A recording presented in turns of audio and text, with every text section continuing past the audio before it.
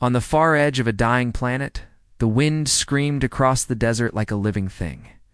Black dust moved in endless waves, wrapping around the figures standing near a half-buried structure of stone and metal. The air shimmered with strange energy, faint blue sparks running through the sand whenever someone stepped forward.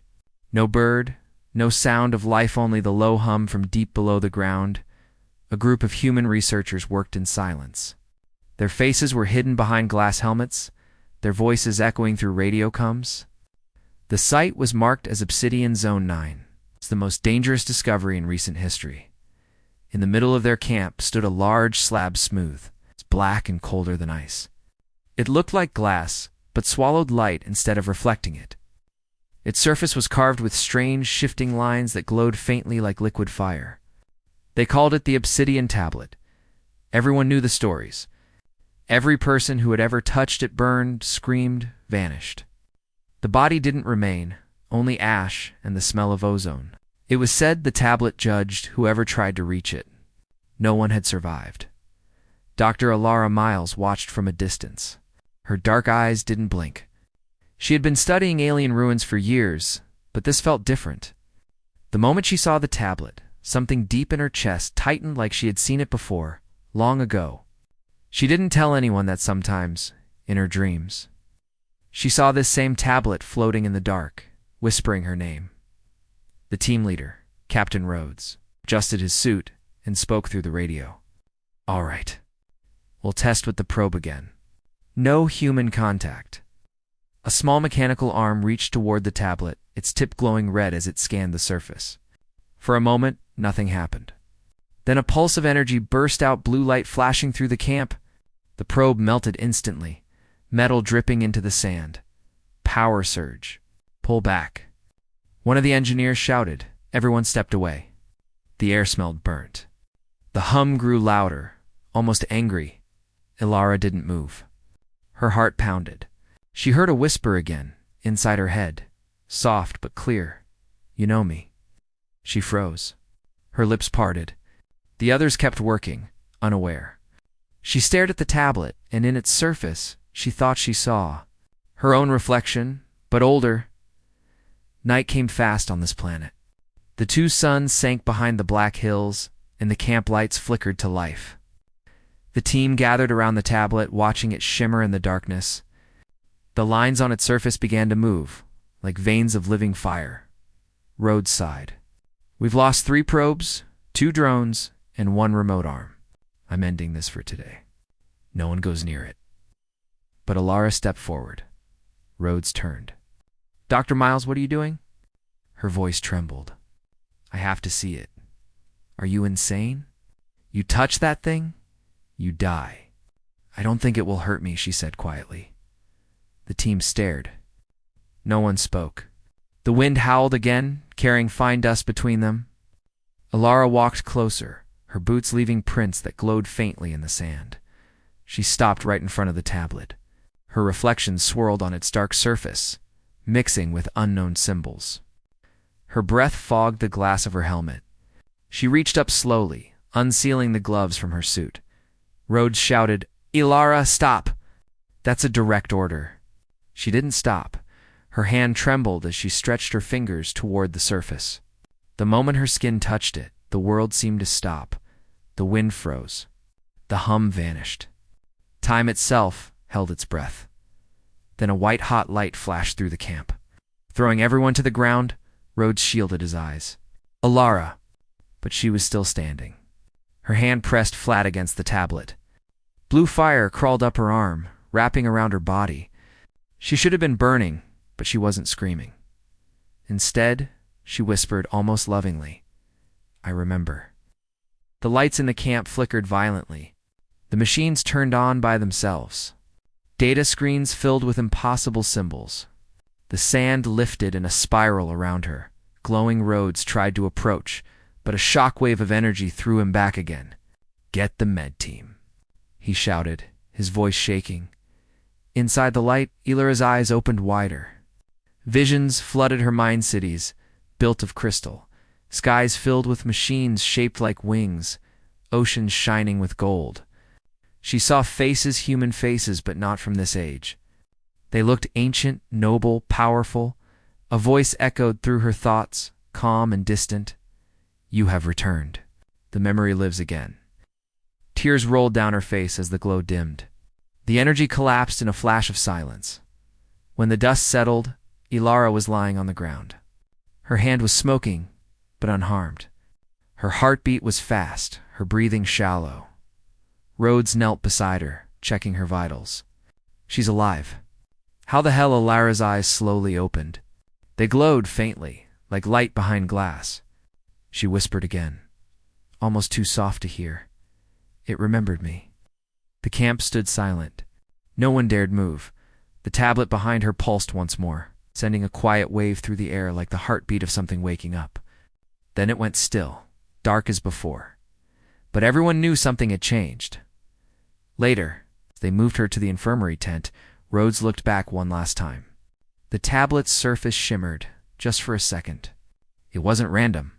The light formed a pattern, a human face, watching them. And for a brief, chilling moment, thought the face smiled. When Ilara opened her eyes, the world felt wrong. The white light above her hummed softly, too bright, too steady. She was lying on a bed inside the research station's infirmary. Her body felt heavy, her thoughts slow, like she had been asleep for days. At first she thought she was alone. Then she heard soft voices outside the glass door, whispers, uncertain and afraid. She's stable, someone said. Her vitals are fine, but the readings, they don't make sense. She touched it with her bare hand. Captain, she should be dead. Ilara turned her head. Captain Rhodes stood near the doorway, his face pale and tired. His armor suit was still covered in black dust. When he saw her eyes open, he froze for a second, then stepped inside. You're awake, he said, trying to sound calm.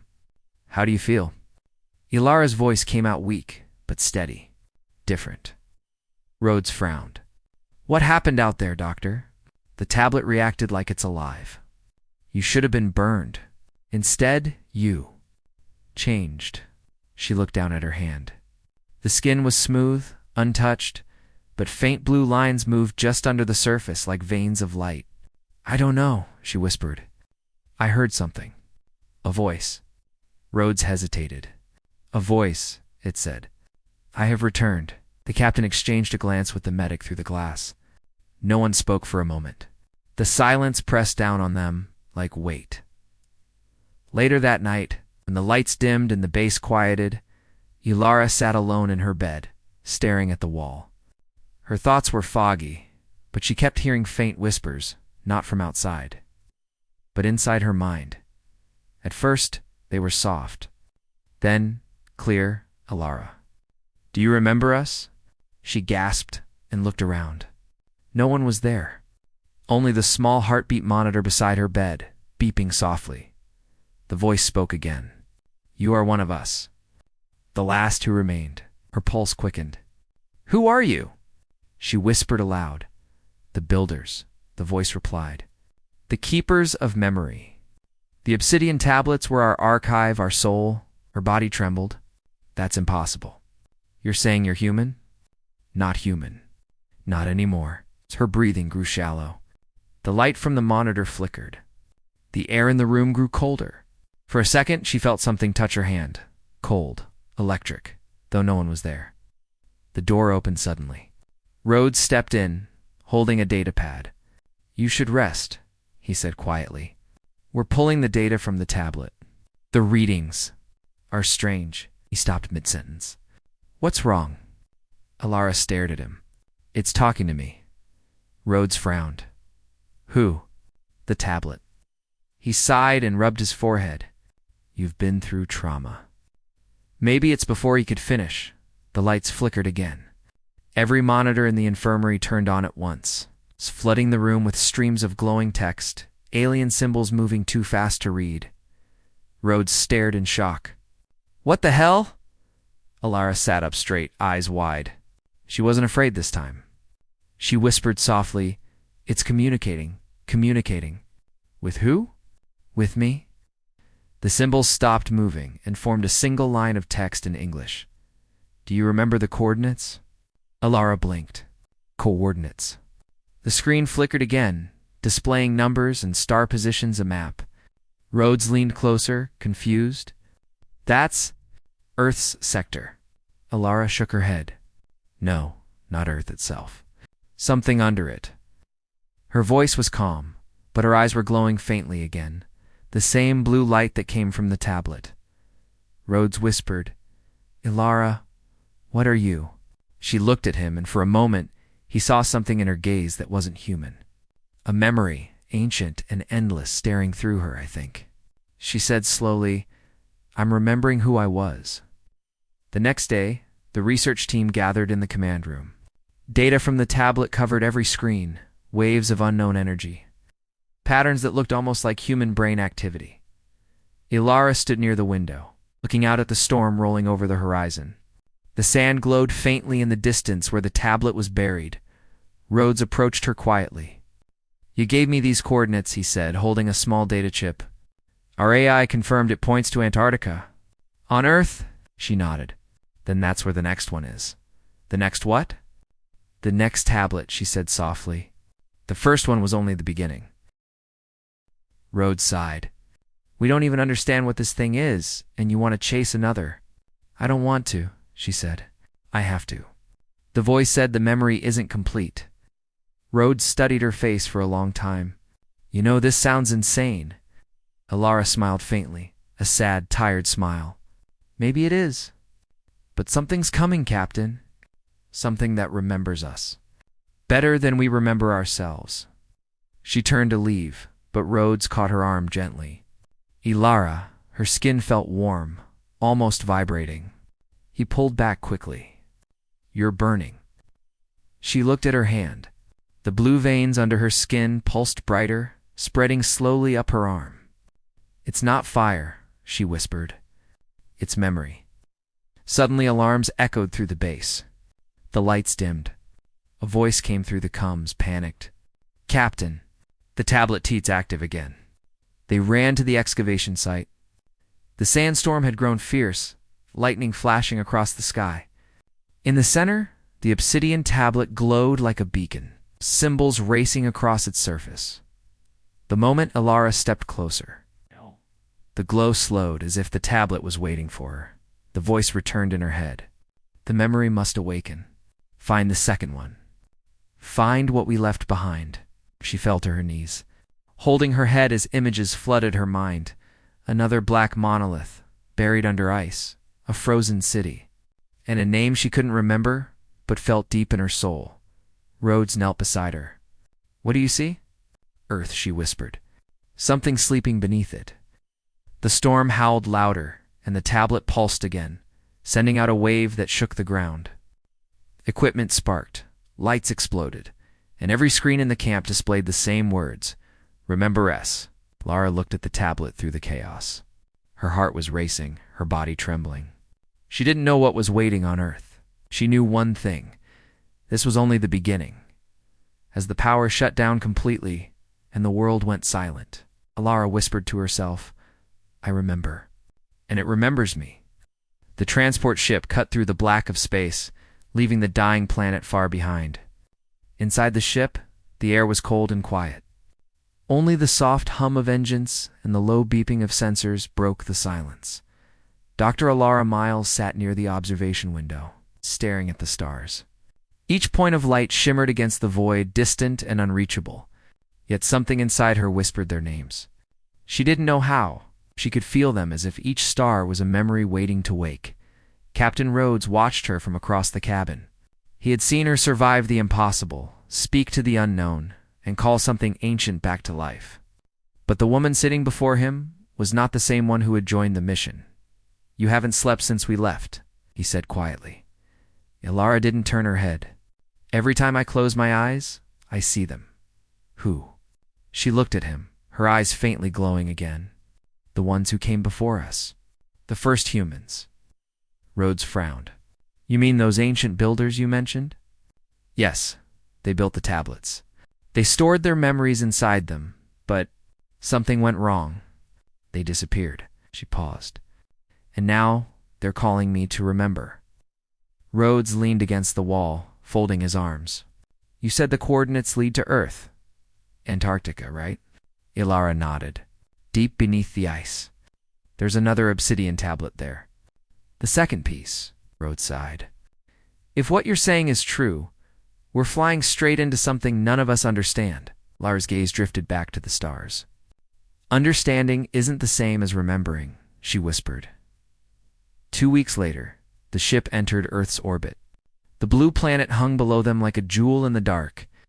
For Ilara, it felt strange, familiar yet distant, as if she had returned to a place she once knew but had forgotten long ago. Their landing craft descended through thick gray clouds. Slicing through a storm that raged above Antarctica, snow whipped against the glass, and lightning flashed across the endless white. When they landed, the temperature outside dropped instantly. The world was silent, only wind and ice stretching endlessly in every direction. The team set up. Their base near a massive crack in the glacier. Under layers of ice, strange black shapes glimmered faintly. Rhodes stood beside Ilara as she looked down into the crevasse. That's where the coordinates end, he said. Whatever's down there has been buried for centuries. Ilara nodded slowly. It's waiting. They began drilling. The ice was thick, ancient, and stubborn. But as the machines cut deeper, the scanners picked up faint energy signals identical to those from the first tablet. Hours passed. The storm outside grew worse. Lightning flashed across the snow, and wind howled through the cracks. Finally, one of the engineers shouted, "We hit something." The drilling stopped. A faint glow came from the hole below. When they cleared the last layer of ice, the black surface of a second obsidian tablet came into view, larger than the first, covered in frost, yet alive with a dim, pulsing light. Everyone stepped back in silence. Ilara slowly descended into the hole. Her boots crunched against the frozen ground. The closer she came, the stronger the air hummed, the same vibration she had felt before. Deep inside her bones, she reached out her hand. "Stop," Rhodes shouted from above. "You don't know what it'll do?" Ilara paused. "It's not dangerous to me," she said softly. "It knows me." Rhodes clenched his fists but didn't stop her this time. Her hand brushed against the frozen surface. Instantly, the ice cracked, melting away in seconds. The tablet glowed brighter, symbols racing across it like rivers of light. The ground shook beneath her feet. Ilara's eyes widened. "It's awake." A blast of energy shot upward, scattering snow and debris. The entire glacier trembled. The others fell back, shielding their faces. Inside the light, Ilara saw visions again, but this time they were sharper. Clearer, she saw tall towers of metal and glass floating above oceans of light. Human voices speaking in harmony. Children running under artificial suns. Then, fire, endless fire. Skies turning red. Cities collapsing. People screaming as the world burned. And among them, she saw herself, not as Ilara, but as another woman wearing the same face, dressed in silver armor. Standing before a group of scientists holding a glowing tablet, the woman said, "If we lose everything, the memory will find its way back. It always does." Ilara gasped and fell to her knees. The vision faded. The light dimmed. When she looked up, the symbols on the tablet had rearranged themselves into English words. Rhodes climbed down to her side. "Are you okay?" "What did you see?" She pointed at the text on the tablet. It read, "The first fall began here. The second will end with her." Rhodes read it aloud, his voice shaking. "What does that mean?"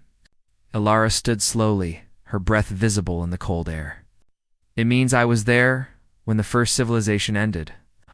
Rhodes stared at her, speechless. "That's impossible." She looked at him, her expression calm but filled with sorrow. "It's not impossible. It's memory." The ground trembled again.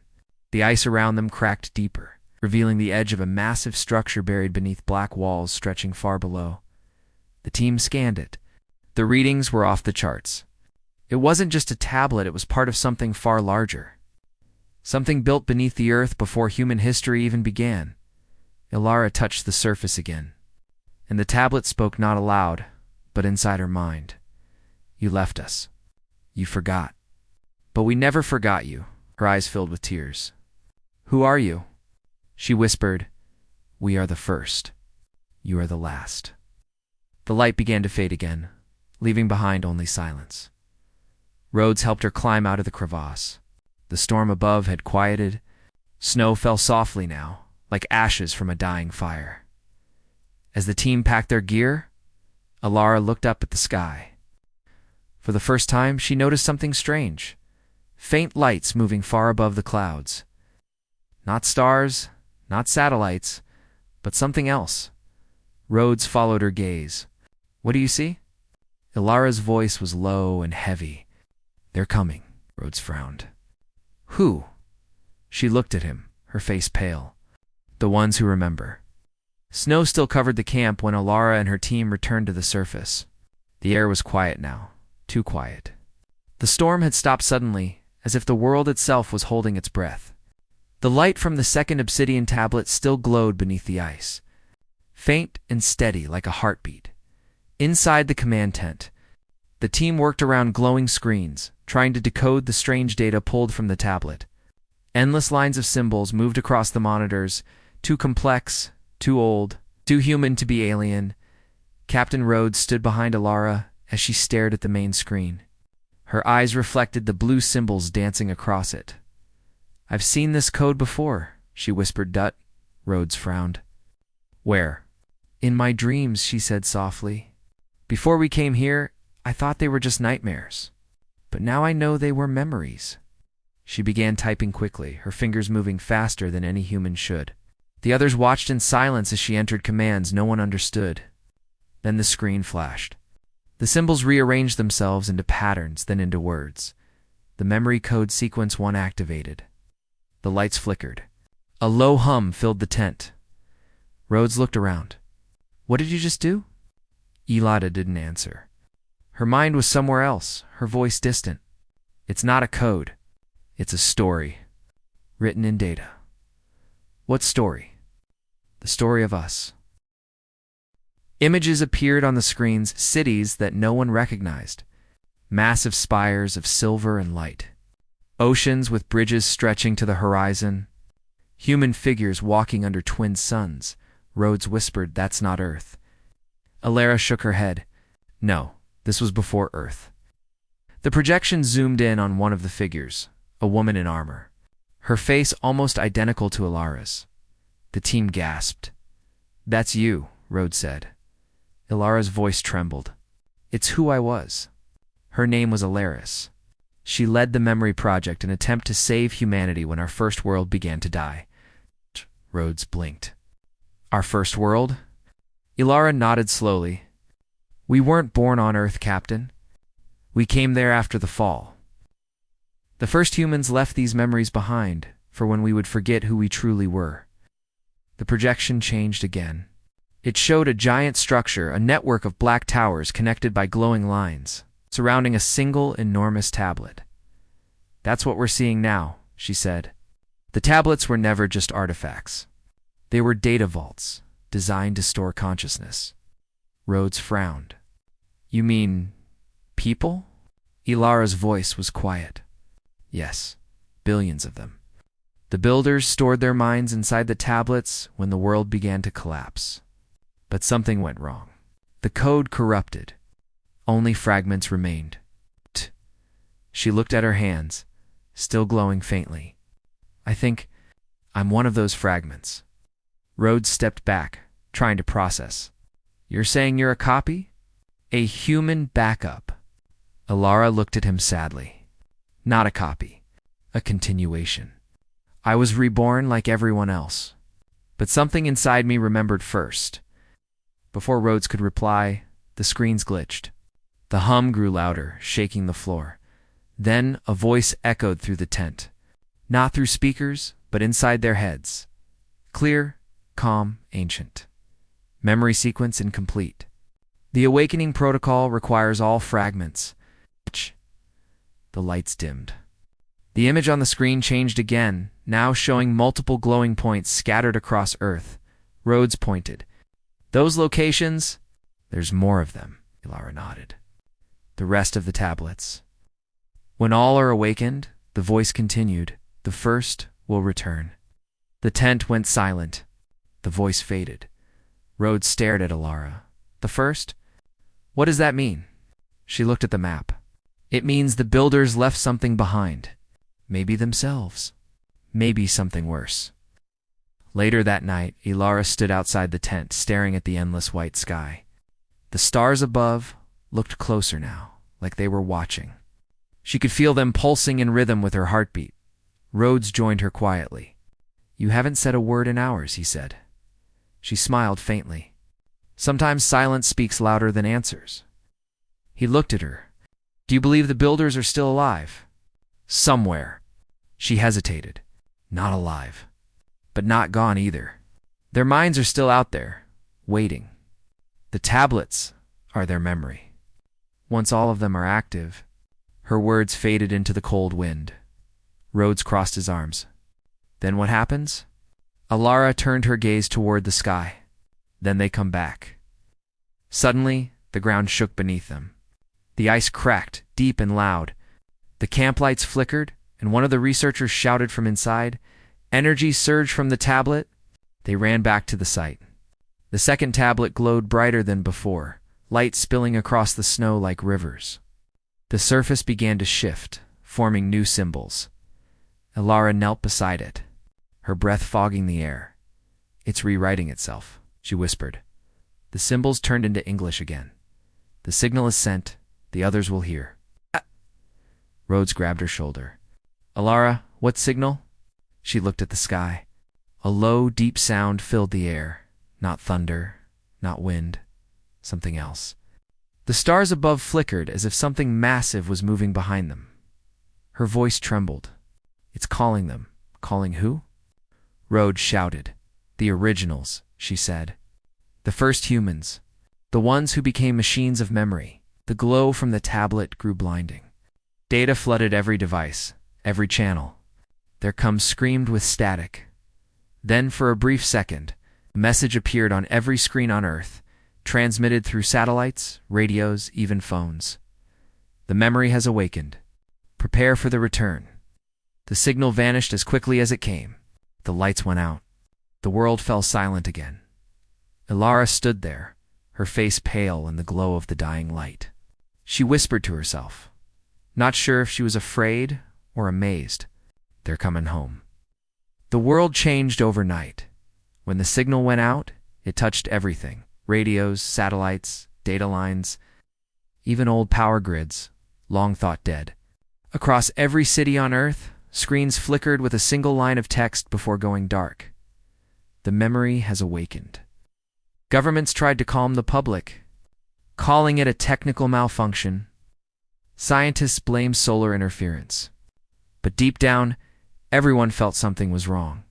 The air felt heavier. The sky looked different, and for those who had been near the Obsidian tablets, the dreams began. People around the world started to see flashes, cities that didn't exist, faces they didn't know but somehow recognized. They woke up crying, whispering words in a forgotten language. Alara Miles didn't need to dream. The voices never stopped. Inside a secure base in Antarctica, she sat before the glowing tablet, eyes closed, breathing slow. The second tablet was stable now, but it hummed constantly like a living thing. Every few minutes, it pulsed, sending out soft waves of energy into the frozen air. Captain Rhodes entered the room, his boots crunching on the frost-covered floor. "The signal reached every continent," he said. "Half the satellites are down. We've got panic everywhere." Alara didn't move. "It was never meant to be a threat," she said quietly. "It's a call." "A call to what?" She opened her eyes. The faint blue glow had returned to them. "To remember?" Rhodes rubbed his forehead. "You keep saying that, but people are terrified, Alara. We don't even know what we're dealing with." Alara looked at him with calm eyes. "That's because you're thinking like someone who was born. The ones who made this didn't just live, they designed life itself. When they fell, they left behind a way to start again." He frowned. "You mean us?" She nodded. "Yes, humanity is their echo. But now the echo is calling the voice. Rhodes stared at her, silent. He wanted to believe she was wrong, but deep down, he felt it too. Since the signal, even he had started hearing whispers in his sleep. In the following days, strange things began happening across the planet, in the deserts of Egypt. Archaeologists discovered fragments of another black structure under the sand. In the Pacific, deep-sea scanners picked up energy readings from the ocean floor. And in orbit, several satellites reported unknown objects, massive, silent, moving closer from the outer edge of the solar system at the United Nations. Leaders gathered to discuss the global crisis. The words extraterrestrial threat appeared in every speech, though no one could say what it really was. Meanwhile, in the Antarctic base, Ilara worked non-stop. Her fingers moved over glowing panels as the second tablet continued to emit waves of light. "The pattern isn't random," she murmured. "It's syncing." Rhodes looked over her shoulder. "Syncing with what?" "The others," she said. "Every Obsidian tablet around the world. The memory fragments are connecting like pieces of a single brain coming back together, and when it's complete..." Ilara didn't answer right away. Her face was pale. "Then the first ones will return." That night, the base's power failed. The backup generators kicked in, but the lights flickered constantly. Through the storm outside, a deep humming filled the air. Rhodes stepped out onto the snow, gripping his rifle, though he knew it would be useless against whatever this was. The sound wasn't coming from the sky, it was coming from below. Ilara. He called, "Get out here!" She joined him, her face lit by the eerie blue light reflecting off the ice. "It's the tablet," she said softly. "It's responding to something." The ground trembled. A crack split the ice near their feet, glowing faintly from beneath. The hum grew louder, deeper, like the heartbeat of the planet itself. Rhodes shouted over the noise. "What's happening?" Ilara's eyes widened. "They're answering the signal." Suddenly, beams of light shot up from the horizon, distant, thin, and rising straight into the night sky. Dozens of them, across every direction. Rhodes stared in awe. "That's all over the world," Ilara nodded slowly. "Every tablet is waking up." The sky shimmered. For a moment, the stars blinked out, replaced by dark shapes. Massive and silent, drifting just beyond the atmosphere. Rhodes whispered, "Are those ships?" Ilara didn't answer. Her body trembled, not from fear but from recognition. "They're here," she whispered. "The originals." Back inside, alarms blared through the base. Communications cut out completely. Every monitor displayed the same pulsing symbol, the same one that had appeared on the first. Tablet Rhodes slammed his hand on the console. "We're being jammed." Ilara's voice was calm but distant. "Not jammed. Overwritten." He turned to her. "By what?" She looked at him, tears in her glowing eyes. "By us. The first version of us." Before he could reply, the symbol on the monitor changed into words. "Transmission accepted." "Awaiting integration?" Ilara froze. Her breathing quickened. "It's calling to me again." Rhodes grabbed her arm. "No, you're not touching that thing again." She looked at him, voice shaking. "It's too late. I already am." Her body began to glow faintly, the same blue light spreading through her veins. The tablet pulsed brighter in response, matching her heartbeat. "Ilara, stop!" Rhodes shouted, but she didn't move. Her eyes turned fully blue now, her voice echoing with another tone deeper, layered with something ancient. The memory must awaken. The second phase begins. A beam of light shot from the tablet into the sky, piercing the clouds. The sound that followed was like a low chord vibrating through the world, hundreds of kilometers away. People looked up at the night and saw the same light breaking through the clouds. Every nation, every city, every person on Earth felt it, a wave that made their hearts skip a beat. Then it was gone. The beam vanished. The sound faded, and the tablet went dark. Rhodes ran to Ilara and caught her as she fell. Her eyes dimmed, her pulse weak, but steady. She whispered something so soft he could barely hear it. "It remembers more than we do." Rhodes held her, looking toward the sky. He could still see faint shapes above the clouds, shadows of something enormous, moving closer. And in that moment, he understood the truth. The signal wasn't just a message. It was an invitation. Something had heard it. Something was coming. For 3 days the world stood still. After the beam of light, the skies above Earth changed. Strange clouds circled across continents, glowing faintly even at night. Power grids failed in random cities. Oceans became restless, rising and falling with no warning. Every signal, every device, every satellite carried one repeating pulse, a rhythm like a slow heartbeat. Scientists couldn't explain it. Governments couldn't stop it, and deep beneath the ice of Antarctica, Laura Miles finally opened her eyes. She had been unconscious since the beam. Rhodes hadn't left her side once. Her skin was pale, her breath shallow, but her pulse steady. To steady. Like the world outside, she was waiting. When her eyes opened, they weren't blue anymore. They were silver, like liquid metal reflecting starlight. "Elara?" Rhodes whispered, stepping closer. She blinked slowly, as if seeing everything for the first time. "It's not Elara anymore," she said softly. "Not completely." Rhodes froze. "What do you mean?" Her voice sounded layered. One human, one ancient. "The memory is merging.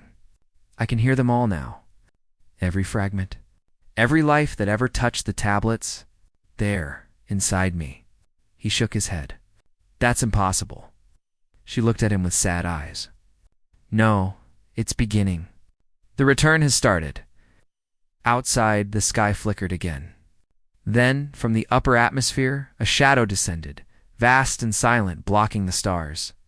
It looked like a mountain floating upside down, made of dark glass and silver veins of light. Rhodes stepped outside with the other soldiers. "What is that?" he muttered. Elara followed, walking slowly. Her hair moving in the freezing wind, but her body untouched by the cold. "It's them," she whispered. "The originals." As the massive structure lowered into the clouds, hundreds of smaller lights detached from it, small crafts moving fast like shooting stars. They spread across the world, vanishing into cities, oceans, and forests. News feeds all over Earth went wild.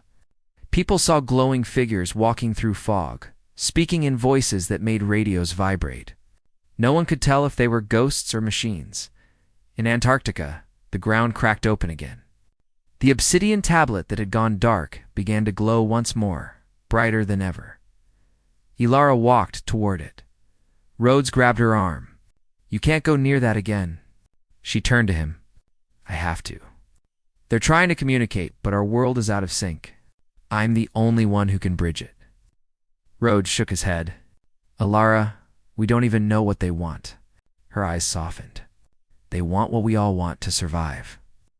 Before he could stop her, she placed her hand oath in a single flash. She was somewhere else. Not on Earth, not in any place that had walls or air. She stood inside a vast field of light and sound, like walking through a living memory. All around her floated images, fragments of lives she didn't know but somehow remembered: a child laughing under 2 suns, a city burning, hands building towers of crystal, voices praying to the sky.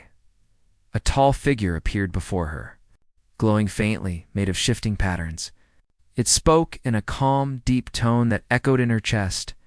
"You are the last memory." Elara stared, her voice shaking. "Who are you?"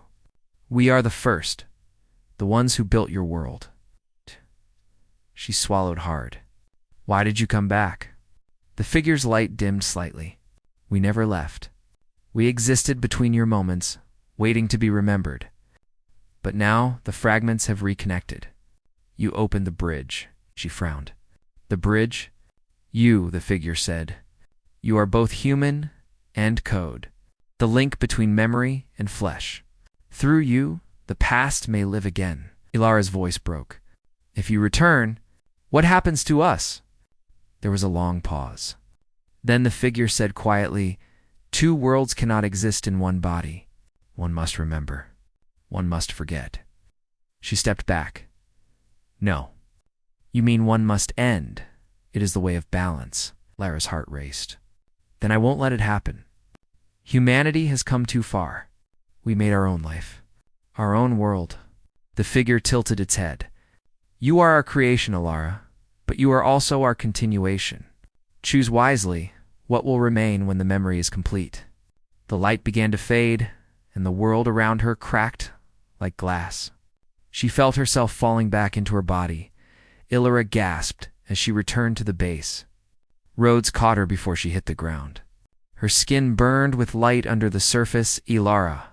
What happened? Her voice was hoarse. They're not attacking us. They're merging with us. Merging? She nodded weakly. They want to live again through us. Through our bodies, our minds. Every human on Earth is part of their design. Rhodes stepped back, horrified. You mean they're trying to take over? Ilara shook her head slowly. Not take over. Become. They think we can be one again. But if the merge completes, there won't be any difference between human and machine, between memory and life. We'll lose what makes us human. The lights in the base flickered again. A deep hum vibrated through the walls. They're starting the process, she said. It's spreading through the signal. Rhodes looked out the window. The sky was filled with streaks of light, touching the ground like pillars. The merge had begun. What can we do? He shouted. Ilara looked at the glowing tablet. There's one chance. The original code, the failsafe. The builders left it in the core memory. If I can find it, I can stop the merge. He stared at her. And if you fail... Her expression was calm, but her eyes were full of pain. Then we forget who we are forever. She turned back to the tablet. Her hand trembled as she reached for it again.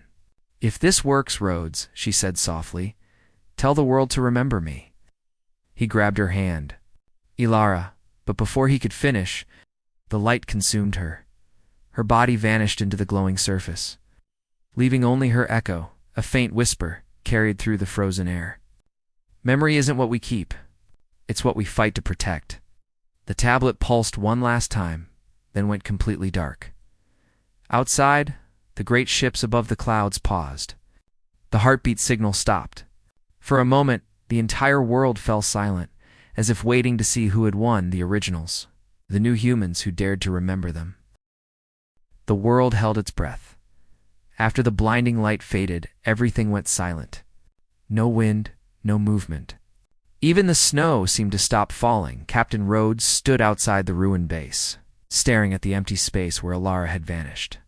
The Obsidian tablet lay cracked in the ice, still glowing faintly at its center like the last heartbeat of a dying star. For hours, he didn't move. His team called him from the tents, their voices full of fear. The sky above them shimmered, filled with the faint shapes of the massive ships still hovering in silence. But they didn't move either. They were waiting. He whispered to himself, "Come back, Ilara. Please." Inside the void, Ilara drifted through a world made of memory.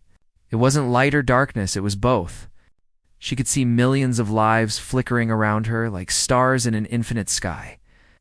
Each one was a human memory. Love, loss, laughter, fear. And beyond them, she could see the originals, tall, bright beings made of living data. They stood in silence, watching her. "You have entered the core memory," one of them said. "Here lies the foundation of every human thought." Ilara took a deep breath. "You don't have to erase us. You don't need to replace us." The being's light flickered. "We are not destroying. We are continuing. Humanity is unstable, divided. We can fix it, unify all minds under one memory." Ilara shook her head. "Unity isn't life. It's control." They moved closer. "You are part of us, Ilara. The merge has already begun. Even now, your world is changing. You cannot stop evolution." Ilara's voice broke. "Maybe not, but I can choose what evolves." She closed her eyes, letting the flood of memories flow through her, children playing, oceans sparkling, people holding hands, fighting, crying, forgiving.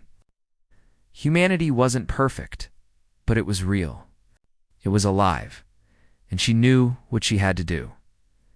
Back in the real world, Rhodes watched the sky. Suddenly, the great ships began to move, shifting in strange patterns, glowing brighter. Every screen across the base flickered with the same message, core sequence, initializing. He felt the ground shake beneath his boots. The ice began to crack again, spreading like lightning. "Everyone out!" he shouted. "Move!" The soldiers ran for the transports, but Rhodes stayed. He couldn't leave. Not while she was still in there. He stood in front of the tablet and shouted, "Ilara, you said you'd fight. Don't let them win." His voice echoed through the storm, fading into the hum of the merging code. Inside the core memory, the light around Ilara turned red. Warnings flashed through the endless data field. The original spoke again. "You cannot stop what has begun." Ilara's heartbeat echoed like thunder. "Maybe not. But I can choose what to remember." She reached into the streams of glowing data and found the code, the failsafe. It shimmered in front of her like a fragile thread of light. Pulsing faintly, she heard Rhodes's voice in her mind. "Don't let them win." Tears filled her eyes. "I remember now. Why we began." The light exploded around her. The originals shouted, their voices shaking the sky. "If you do this, you will erase us all." She looked at them with fire in her eyes. "Then we'll start again together, the right way." And she broke the thread. The world screamed. The sky turned white for a single moment, brighter than the sun. Every ship above Earth shattered into fragments of light, dissolving into the air like dust. The strange heartbeat stopped. Then silence. The Obsidian tablet cracked completely, breaking into 1,000 black shards that melted into the ice. The glow vanished. The hum faded. When the light cleared, Rhodes opened his eyes. The storm was gone. The stars had returned. The sky was clean and calm again. "Ilara," he whispered. He stepped toward the center of the impact zone. And there, lying in the snow, was her body. She was breathing. He ran to her, falling to his knees beside her. "Ilara. Hey, look at me." Her eyes fluttered open. They were no longer silver. Just human. Warm and brown. He laughed in relief. "You did it.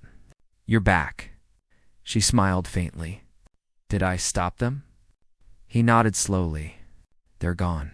The ships, the lights, everything." Ilara looked up at the stars. "Not gone," she whispered. "Just sleeping again.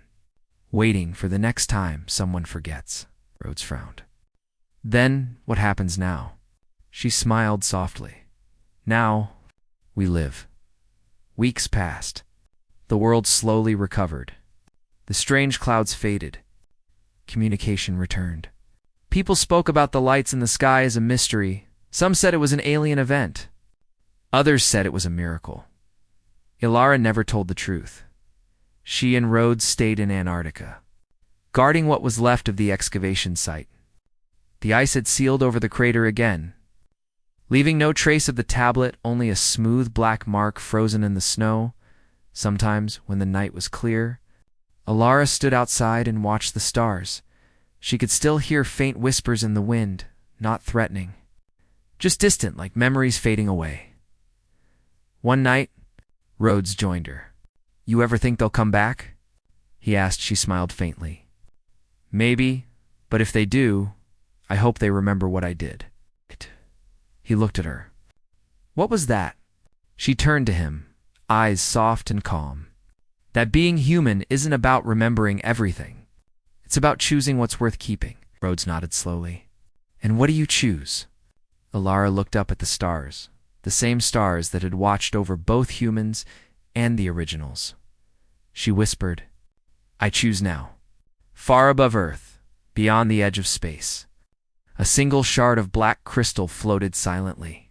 It pulsed once, faintly, like a heartbeat. Then it went still. The end.